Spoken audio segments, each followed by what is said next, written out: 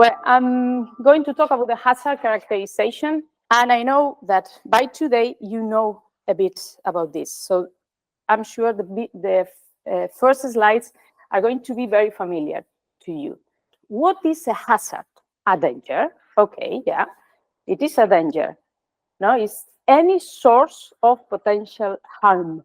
But we also have other hazards. Here you have a list of examples of hazards and a list of examples of harm caused by those hazards. So a knife is a hazard, right?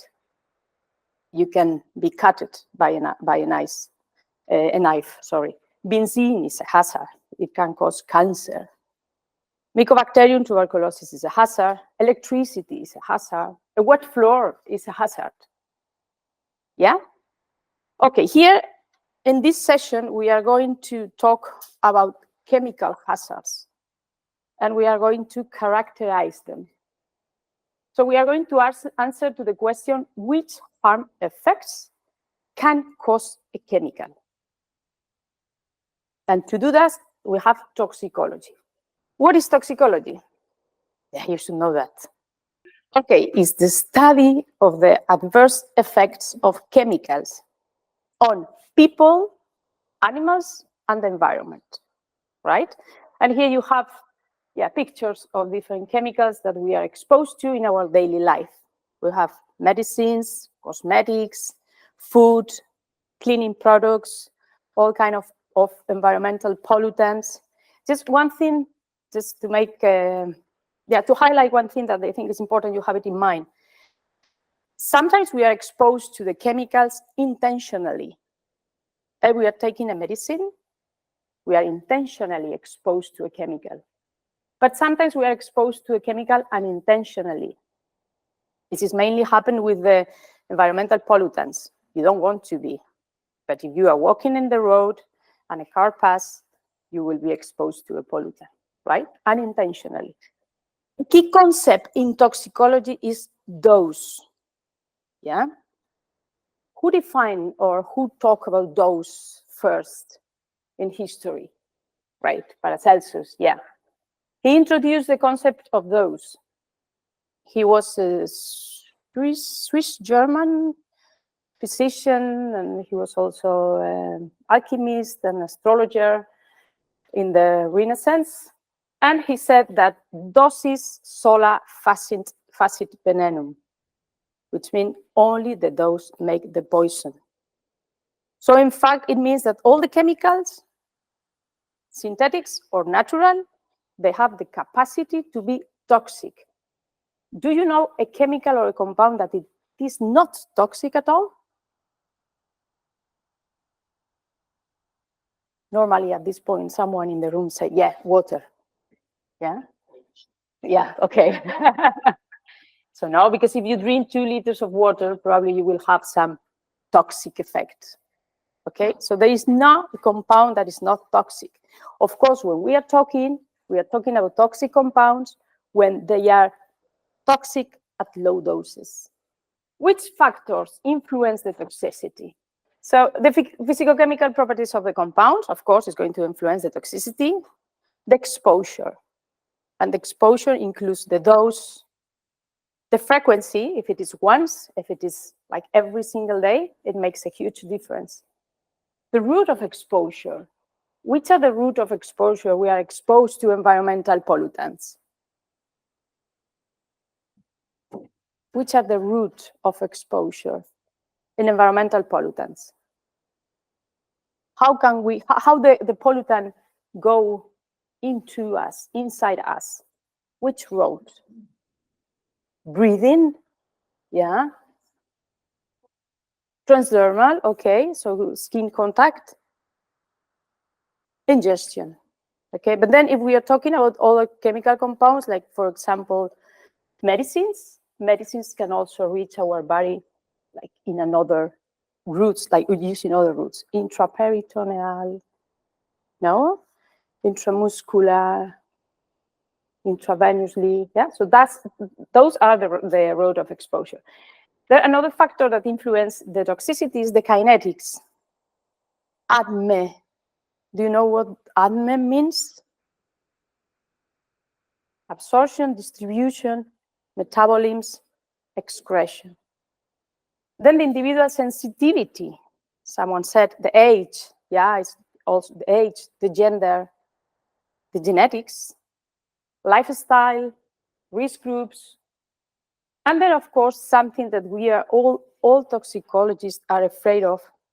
Sometimes we don't talk about that, but it's the interaction with other compounds. We are not exposed to one compound, we are exposed to many compounds. And we don't know the interaction. Okay, so this is the introduction. Now we are going to go into the theme of this talk, which is the hazard characterization. As I said, I'm going to give an overview because it can be like a whole subject about it. So to predict, what we want to do is to predict the toxicity effect of chemical compound on humans. And to do that, we need these informations. We need to cover these aspects.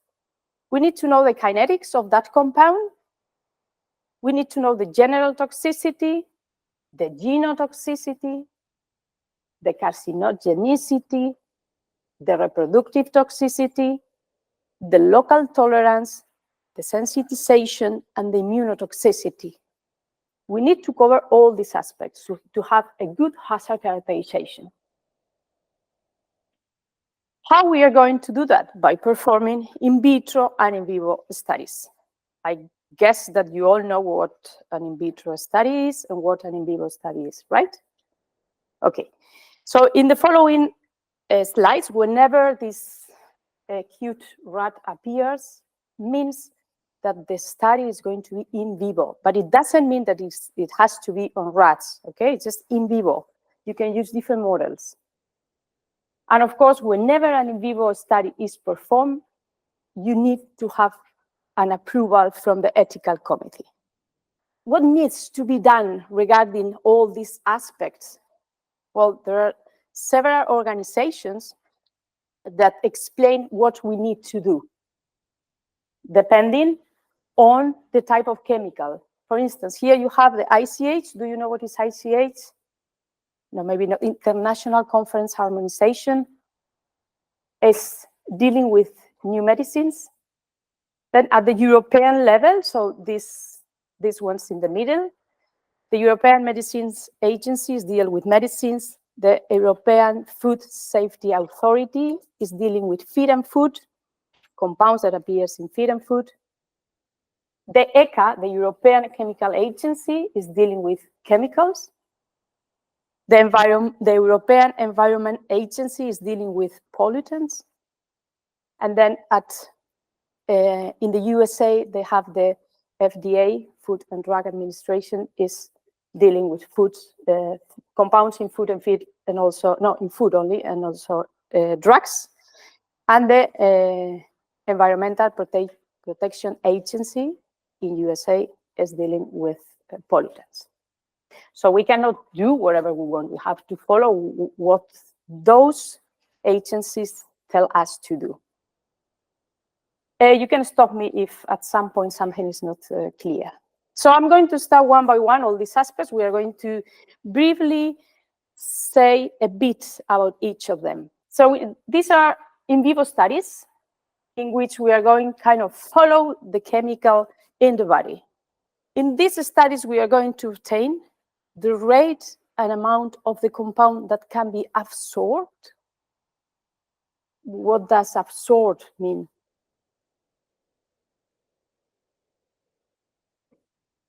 That will reach the blood, okay? The bloodstream. Then we will see the distribution in the body and the concentration at specific organs or specific sites. We will also see if the compound is biotransformed, and we will have to study the nature of the metabolites. So at some point, we will have different concentration of the parent compound, different concentration of the metabolites. Then we need to know if the metabolite is active or inactive, the ability of the substance or the metabolite to react with some components of the cell, or if they reach the target organs. We also will know the amount and the duration of the storage in body tissues, in fat, in bone, the rate and site of excretion, the half-life, if it passed the brain, the fetus, of the milk barriers. All this information we will get from the kinetic studies. Yeah, so can you imagine what kind of a study is this? Yeah, if we have to do that, what we need, like what is critical here? If I need to detect the compound in blood, the compound in different organs, and then use different mathematical models to modelize the kinetics, what do I need? That is not, well, it's very related to toxicology, but it's another science. No, maybe the question is not good. We need analytical methods. It's crucial. We need analytical methods to detect the test chemical in the different biological matrices. Otherwise, we cannot do the kinetics. So we have to set up an analytical method for that compound. Okay? Clear until now? General toxicity. Well, I guess you know a bit more about this. We have two types of general toxicity: single dose toxicity and repeated dose toxicity. They are both performed in animals. What is single dose toxicity? Sorry? Okay, an acute exposure. So it's a high dose during a short time. One administration. Okay, acute. The route that we are going to use is the expected in humans. Then what we are going to get with this type of studies is the immediate and direct symptoms and the lethality. The lethal dose 50, which means if you see in this graph, we have the mortality in percentage, and here we have the dose. Sorry, I should use this instead. Can you see it? Yeah. You have the mortality here, you have the dose here, and then you just have to look for the 50% of mortality, go to the graph, go down, and you will have the lethal dose 50, which is the dose that will kill the 50% of the animals that receive that dose. Then apart from that, we will check clinical signs, the weight, this general signs. And this type of assays studies are used to select the dose for repeat dose toxicity or more specific toxicity studies. Because of course, when you are going to run an experiment, you don't want the animals to die, right? So you need to select very well the dose. Okay. What I'm doing, why I'm, no? I'm going back. Okay. Wrong button. Repeat dose toxicity. What type of studies are? Chronic exposure. High doses, low doses? What do you think? Low doses, yeah? So it's low doses during long time. So we are going to expose, the exposure is daily, but for 14 days, 20 days, 3 months, 6 months, 9 months, 12 months, depend on the chemical or the use of the chemical. Then these are more complex studies. We have to check the clinical signs, the weight, the food and water intake. We can do electrocardiograms, we can check the temperature, we can do biochemical analysis. And normally, at the same time of those studies, you perform the kinetic study with the same animals. Okay? Then, when the study ends, you have to do the pathology and the histopathology, the organ weight, to check effects in target organs, microscopic examination. Yeah, okay. And what we get from these studies? Well, we get the critical effects, their target organs, These two values, NOAA-L, LOAA-L, do you know about them? Yes. Non-observed adverse effect level and low observed adverse effect level. We will also get the severity. Some toxic effects are not too severe, like irritation in the skin is not very severe. But if you have, I don't know, a liver steatosis or something like that, it's a more severe effect. We will see the dose dependent, because we will always test different doses. We will see the time dependent, because we are going to follow the animals during a long time. We are going to see the species or sex specificity, specific. We will use two sexes, males and females. And normally we will use at least two species. We will check the functional disturbance and also the reversibility of some of the effects. Okay? If something is not clear, please ask.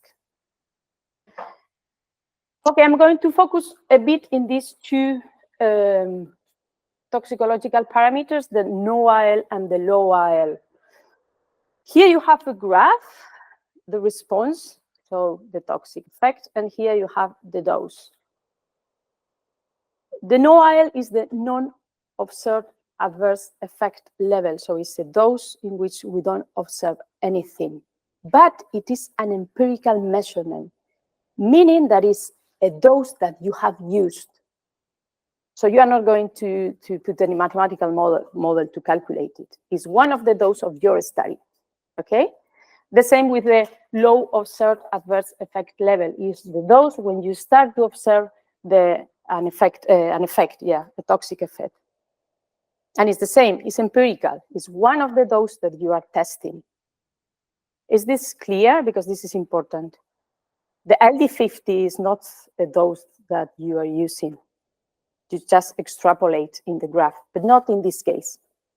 There is another approach to deal with those responses, and it's what you are going to hear in the next talk about benchmark dose. I'm not going to explain that. Genotoxicity, my favorite one, because I'm an expert, if I can say that, in genetic toxicology. So genotoxicity is another aspect that needs to be studied, and is defined as a broad term that refers to any deleterious change in the genetic material, regardless of the mechanisms by which the change is induced. And here I have, it's a very simplified scheme.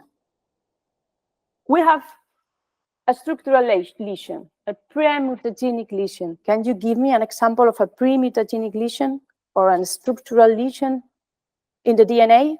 Strand break. No, strand breaks. Yeah.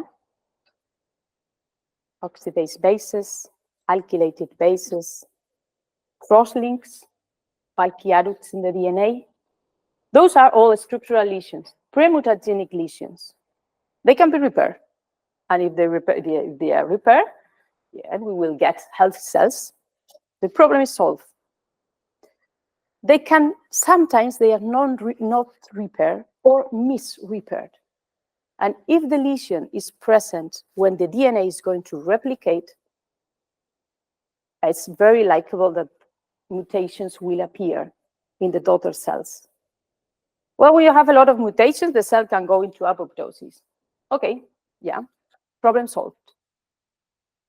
If it doesn't go into apoptosis, but it contains mutations, this can be the base for cancer or other diseases. Then mutations, we have two types, point mutations and chromosomal aberration. Some people use mutation only for point mutations, and then in another level, they have chromosomal aberration. In fact, if we are purists, both of them are mutations, okay? Okay. If we have problems during the cell division, in the mitotic spindle, for instance, we can have a chemical that interacts with that, and then it can create chromosomal aberration. Okay, it's a genotoxic compound, but the mechanism of action is totally different. It doesn't come from a structural lesion. Yeah? Clear? Okay, then we have different assays to detect these lesions. We have different assays to detect premutagenic lesions. Like example, the COMET assay, it can be used in vitro, it can be used in vivo. We have the USD test and scheduled DNA synthesis. It's also to detect premutagenic lesions. To detect point mutations, we have the AIM test, the mouse lymphoma assay, transgenic rodent gene mutation models. Some are in vitro, others are in vivo. For chromosomal aberration, we have the micronuclei assay and the chromosome aberration assay. They both can be applied in vitro and in vivo.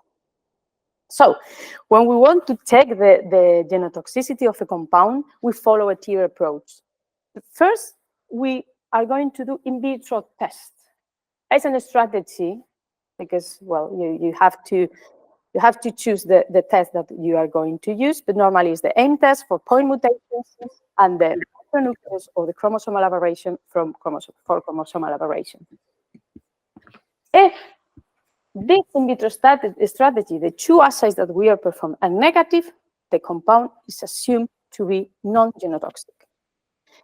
If one of the tests or both tests are positive, then you have to jump into the in vitro strategy. Into the in vivo strategy. Then it's the same. If then you get negative results, means that your positive results in vitro were not relevant. So then the compound is assumed to be non-genotoxic. If any of the assays are positive, then the compound is assumed to be genotoxic. This is a very simple way of seeing this.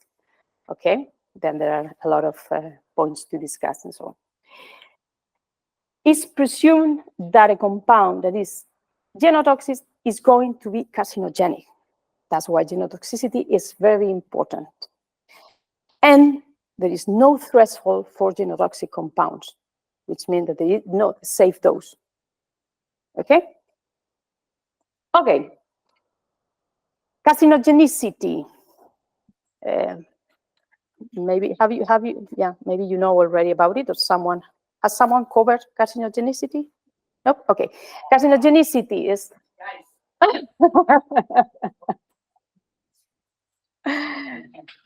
they are very long studies because the animals has to be administered for every day for 24 months, 2 years. It's very complex because you need to have 50 animals per sex, per group, and you have 3 doses plus the negative control. They are really, really, really expensive because then you need people to work every single day. And then when you need to get the results, you need to check the clinical signs, palpation of the body to check if you see some mass, like, that can be a tumor. You have to check the food and water intake. And then you have a lot of post-mortem examinations. And at the end, you are going to check the tumor frequency in the controls and the tumor frequency in the treated ones. Of course, you will check the type of tumor, the latency, where they are located. But as you can imagine, are complex, are expensive, and from the ethical point of view, maybe not very, I mean, you use a lot of animals for one compound, 2 years, okay? Okay, I guess you have heard about the International Agency for Research on Cancer before. It belongs to the World Health Organization. And they classify the compounds in 4 groups. Group 1, when it's carcinogenic to human.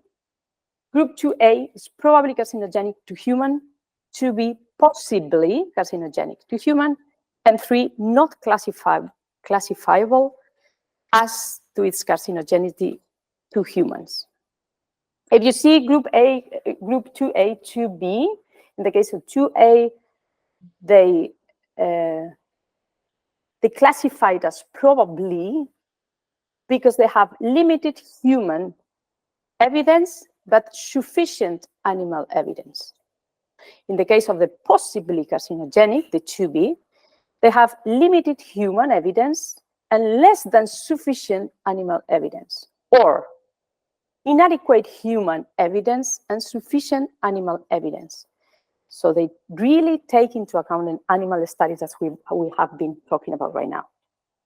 Then, of course, you can upgrade a compound from 2B to 2A and from 2A to 1, based on mechanistic or other relevant data. So they don't take into account only the in vivo studies and the human data, but also some other studies that sometimes came from in vitro studies, like mechanistic studies, okay? Okay, let's jump to reproductive toxicity. I'm just going to go quickly. Well, in this kind of assays, what we check is the fertility of our reproductive performance. So we are going to check the litter size and the survival. We check the embryo toxicity, the teratogenicity, the pre and postnatal development. We can do also multi-generation reproduction studies, endocrine disrupting studies.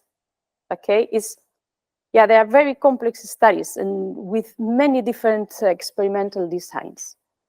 But I guess you can more or less know what is a reproductive toxicity study. Local tolerance. We are going to test what happened in the site of contact. So normally the site of contact is the skin, the eyes, right? We're talking about pollutants, skin, the eye, but also the mouth when we are exposed to a compound by ingestion. Also, what is going on in the mouth or in the gastrointestinal tract is also checked. So we have a skin irritation test, a skin corrosion test, eye irritation and corrosion test, and then we have studies to check the effect in the gastrointestinal tract, in the mouth, or in the lungs, also when we breathe a contaminant, a pollutant. We have different test systems here. Animals, so animals are used to check local tolerance, but also we have some in vitro models and in silico. Do you know what is in silico studies? Yeah, in computer, like mathematical models. Yeah, like QSAR and many years ago, like 9 years ago, at the European level, it was forbidden to use animals for the development of cosmetics. You know that, right? So all the new cosmetics has not been tested in animals, but in vitro systems. And then what happened then is that the cosmetics companies start to produce their own test systems, as you can see here in this. Why is not? Can you see? Yeah, here is 3D skin models that has been produced. You can buy them to test mainly cosmetics. Okay? Questions about it? The last aspect, sensitization and immunotoxicity. There are different predictive tests for contact allergy, and there are also immunotoxicity tests, and very often these immunotoxicity tests are included in the general toxicity studies. If you want to know that if your compound is immunotoxic, when you are doing the repeated dose toxicity studies, you can take samples from thymus, the spleen, the lymph nodes, and you can check what is going on there. You can also take clinical data, also case reports in the case of compounds that is not medicine. So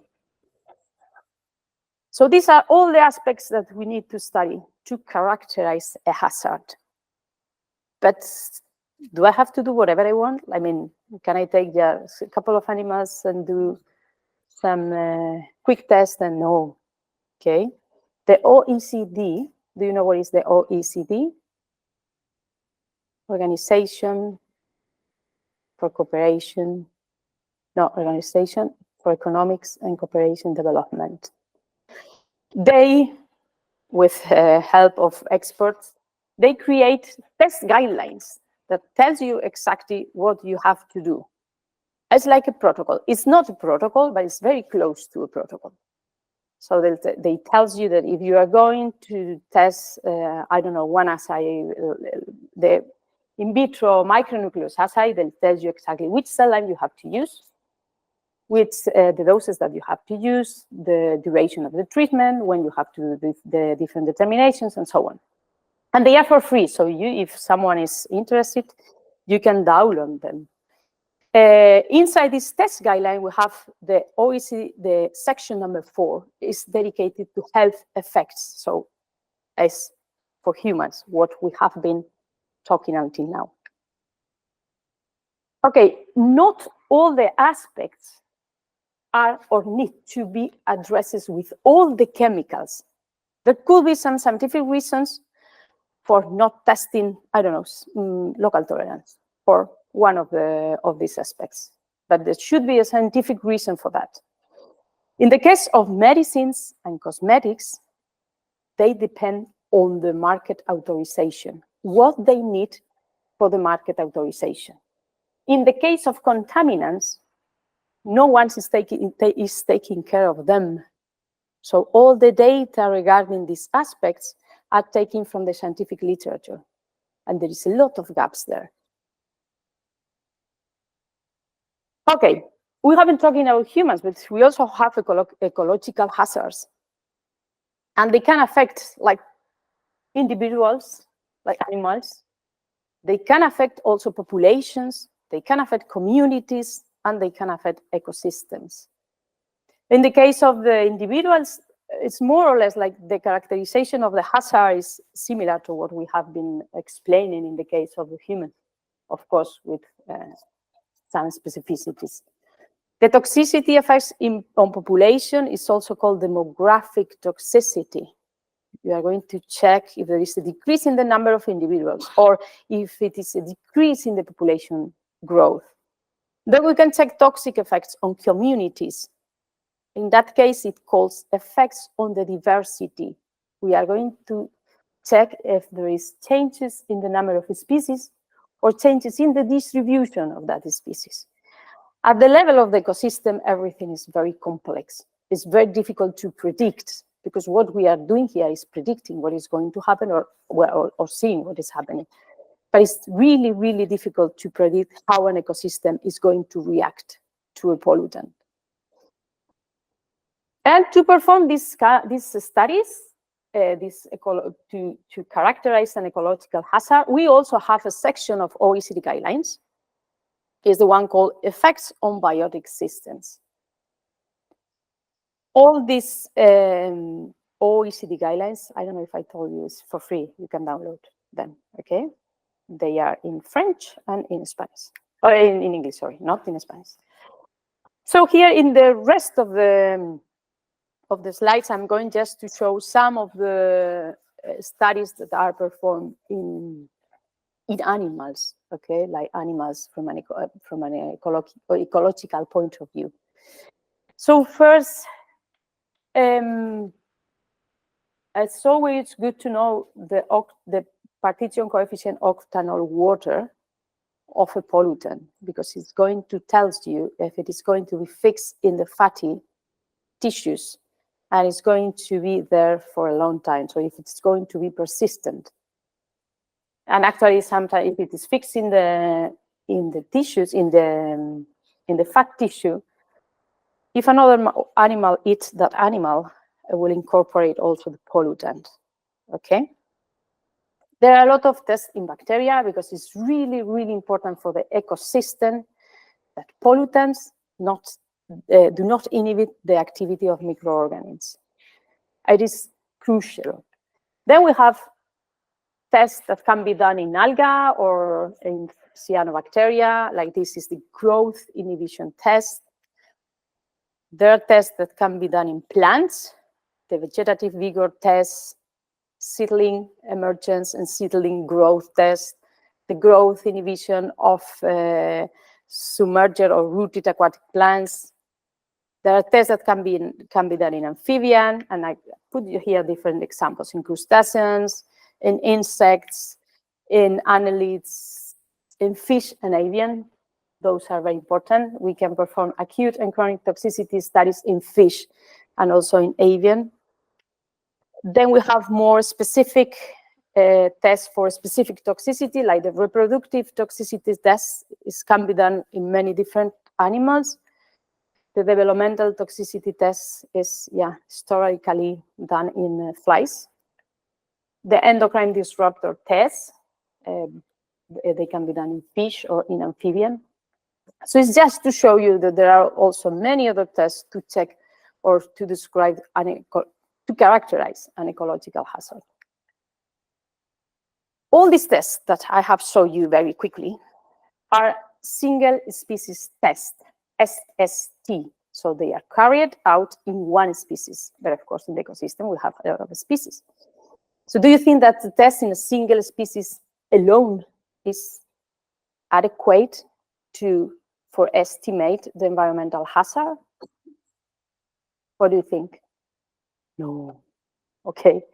No, of course not.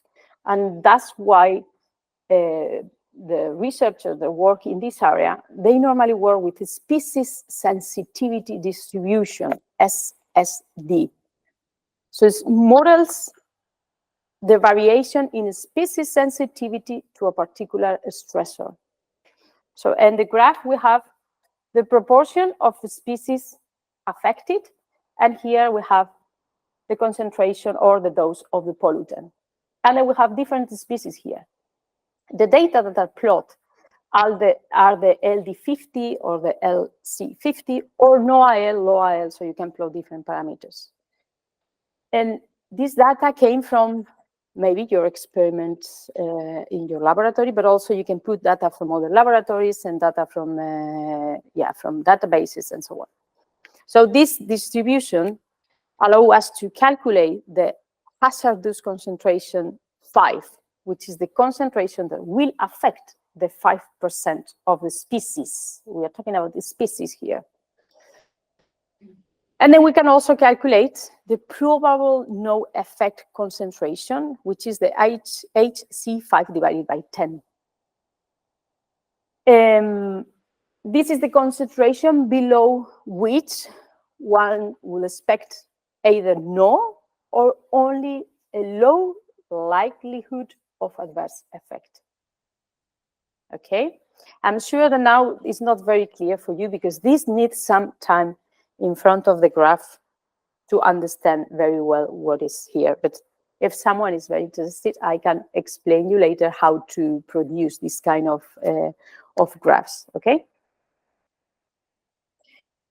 Here we have an example of a peer approach for plant protection products.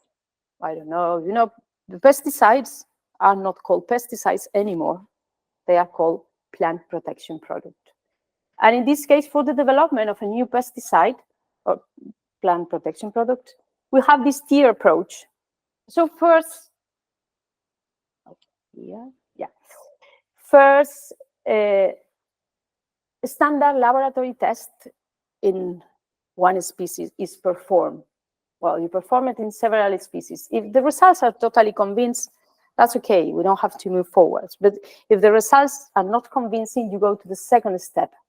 And in the second step, you do this SSD method. So you have to produce more data yourself, or you have to take data from the literature and plot it together with your data. If the results are not convinced, then you jump into the semi-field experiments. Okay, it's like control fields in which you can put the pollutant and you can see what happens. If this is not convincing, then you go to the tier 4, which is effect model. So it's more complex field experiments. So here we have from a conservative to a realistic approach. And here you have for simple, for few data, very complex data that normally you need a bioinformatic to deal with. Okay, I think I'm finished. Then for the characterization of the hazard, there are also another type of data that can be used and are very, very important. And it's data for human or for ecological biomonitoring studies. You can also put that together with the rest of the data to have a good hazard characterization. Okay, actual changes in, or changes, not challenges, in hazard characterization. The first one is the huge number of chemicals to be characterized.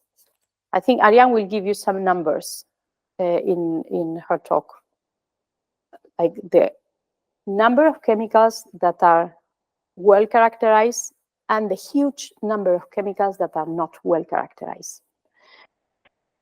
Another challenge is the evaluation of mixtures. As I told you, toxicologists, we don't want to talk about mixtures. We don't want to face it. It's very complex. How we are going to test mixtures? Which mixtures? It's very, very complex. Then another challenge is the development of methods in compliance with the 3Rs or the development of NAMs. Have you been here about it during the days before? No. So it's the 3R is replacement, reduction, and refinement in animal experiments. So we are trying not to use animal experiments, or if we use the fewer number possible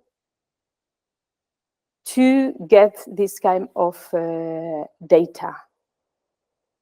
We are also developing new approach methodologies that they don't use animals.